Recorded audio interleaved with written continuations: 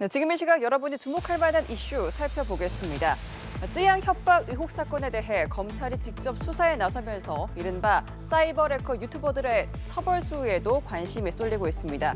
이원석 검찰총장은 관련 범죄에 대해 구속 수사를 적극 검토하고 범죄 수익도 철저히 환수하라고 지시했는데요. 이에 따라 실제 환수가 이어질지도 주목됩니다. 김예린 기자입니다. 천만 먹방 유튜버 쯔양 협박 사건은 유튜브라는 온라인 공간에서 상대방의 약점을 악용한 범죄라는 점에서 검찰의 혐의 적용과 처벌 수위에 관심이 쏠립니다. 일단 이들에게는 공갈 혐의가 우선 적용될 것으로 보입니다.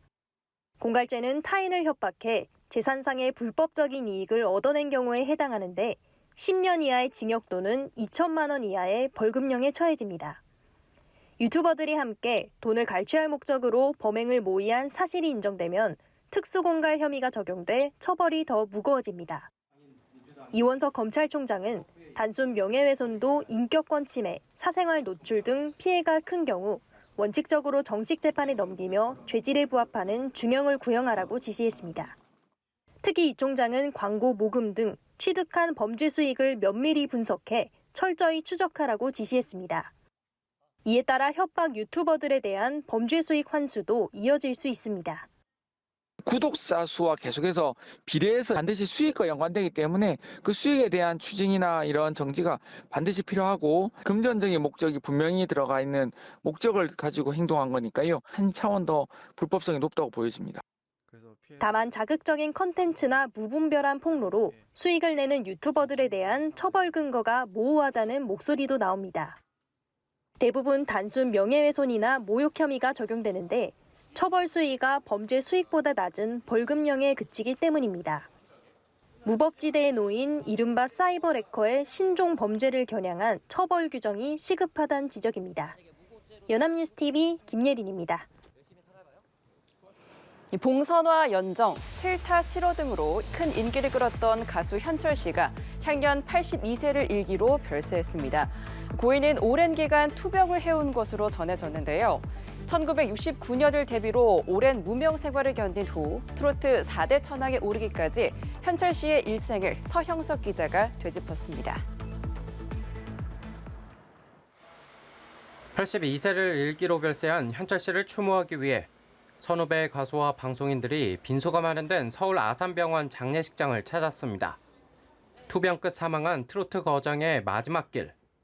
장례는 특정 협회가 아닌 다수의 협회가 참여하는 첫 대한민국 가수장으로 치르기로 했습니다.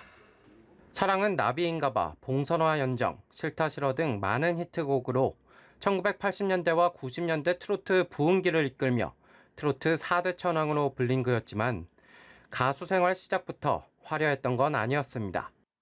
1969년 무정한 그대로 데뷔한 현철 씨는 1970년대 남진, 나훈아 쌍두마차 시대를 거치며 긴 무명 생활을 견뎌야 했습니다. 연탄 낮장으로 겨울을 보냈다고 당시를 회고하기도 했던 그는 80년대 들어 고된 삶 속 아내를 생각하며 부른 안지나서나 당신 생각으로 이름을 알리더니 사랑은 나비인가봐가 연이어 히트하며 인기 가수 반열에 올랐습니다. 손대면 톡하고 터질 것만 같은 그대란 시와 같은 노랫말로 기억되는 봉선화 연정과 싫다 싫어의 구성진 창법은 그에게 비브라토의 제왕이란 수식어도 안겼습니다. 1990년대까지 가요대상을 휩쓰는 건 물론 이후로도 왕성한 활동을 했던 그는 2010년대 후반 투병 생활에 들어갔고 2020년 KBS 불후의 명곡이 대중 앞에선 마지막 모습이었습니다. 생전 잊혀가는 현철이란 이름을 다시 한번 생각해 주신 분들께 진심으로 감사하다는 편지로 마음을 전했던 현철. 반세기 넘게 서민들의 마음을 어루만진 위로의 노랫말을 남긴 그의 발인은 18일 엄수됩니다. 연합뉴스TV 서영석입니다. 경북 봉화에서 함께 식사를 한 마을 주민 3명이 중태에 빠졌습니다. 이들은 60에서 70대의 노인으로 초복을 맞아 경로당 회원들과 오리고기를 나눠 먹은 것으로 확인됐는데요. 당초 식중독이 의심됐지만 피해자들에게서 독극물 의심 성분이 검출돼 경찰이 수사에 나섰습니다. 정지훈 기자입니다.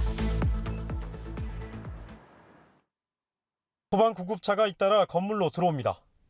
현장에 도착한 구급대원들이 환자가 있는 곳으로 급히 발길을 옮기고 잠시 뒤 환자 이송 카트에 의식이 없는 환자가 실려나갑니다.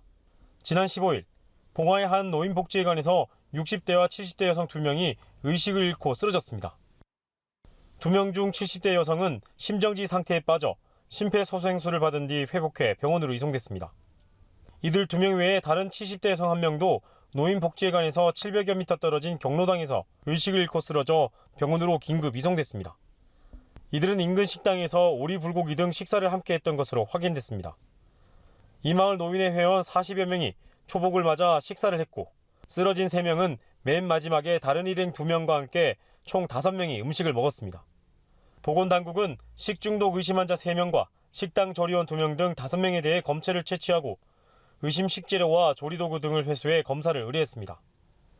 피해자 3명은 음식을 먹은 뒤 2시간도 채 되지 않은 상황에서 호흡곤란과 근육 경직 등 증상을 보이다 의식을 잃고 쓰러졌습니다.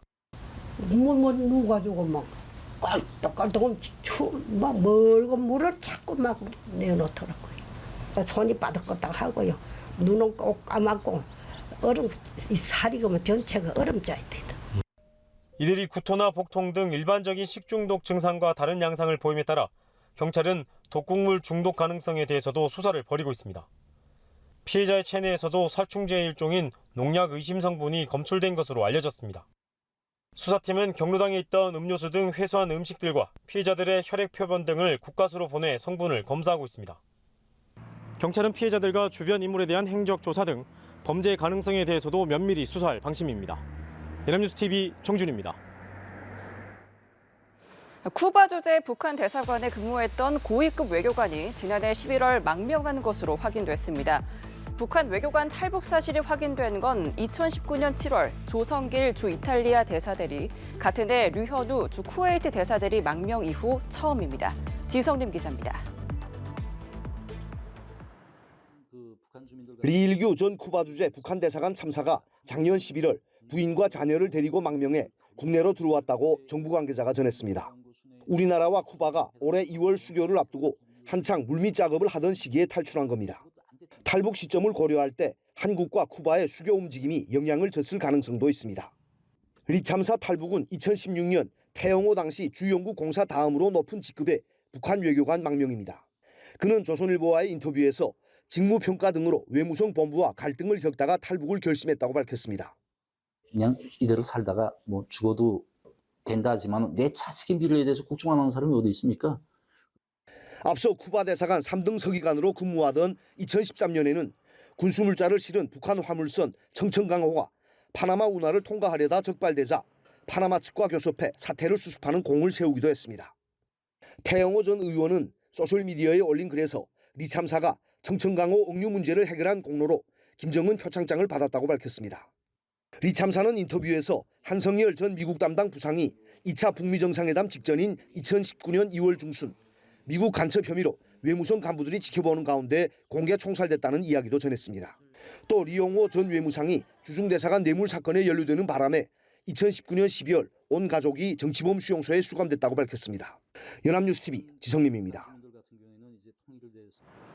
최근 중국에서 식용유를 유조차에 담아 운송한 것으로 드러나 충격을 줬는데요. 비위생적으로 음식을 만들어 파는 식당들도 논란이 큽니다. 당국에서 관리를 하고 있지만 그때뿐이라 소비자들의 불신이 높은 상황입니다. 베이징에서 배삼진 특파원입니다. 중국의 한 배달 음식점 주방. 용기에는 파랗게 곰팡이가 피어 있고 식재료가 있는 냉장고 안에는 핏물이 가득합니다. 애완견이 있는 조리대에서 음식을 담고 바닥 냄비는 개가 머리를 박고 국물을 맛봅니다. 早餐销量第一样，买粥的多的是咱们的老人和小孩，都变质成这个样子了。我现在把这些肉做给你吃，你心里咋想呢？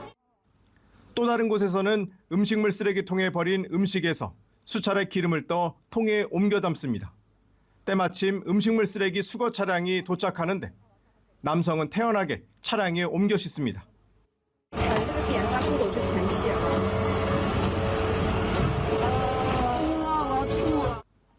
음료수 가게에서는 식수가 아닌 수돗물로 음료수를 만들다가 고객에게 혼쭐이 납니다. 수돗물이 나오는 호수 주변에는 청소 용구들이 그대로 걸려 있습니다. 东西，他就用自来水给我们喝的。 집으로 배달된 허거 요리의 뚜껑을 여자 뭔가가 담겨져 있습니다. 고기 내장처럼 보이지만 자세히 보니 매장에서 쓰는 행주입니다. 再看一下哈，这是毛巾，你看这个地方，老土绝对不是这个样子。 허거 재료가 불량하게 관리되는 것은 물론 도마에 바퀴벌레들이 그대로 붙어 있고 손으로 음식을 담아주는 모습은 흔한 장면입니다.